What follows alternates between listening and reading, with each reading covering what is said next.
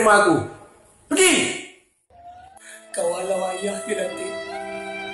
Tegak mak kau membuang ayah yang membesarkan kau dari kecil. Ayah? Saya tak halau ayah lah. Saya halau lalat tadi. Mari sini minum.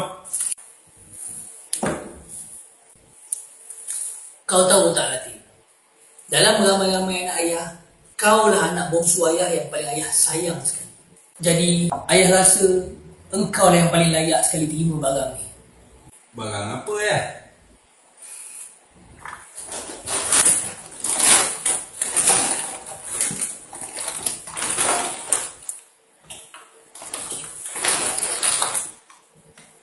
Spek merah?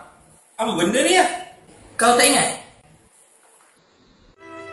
Kasihnya ayah, sanggupkah berpisah dan kasih anaknya. Macam itulah ceritanya. Kau ingat tak? Itu aja. Tak membantu langsung. Itu je lah yang ayah ingat. Ayah dah cuba dah nak ingat yang lain, tapi setakat tu je. Lagi satu. Ni adalah kesemua geran tanah milik ayah.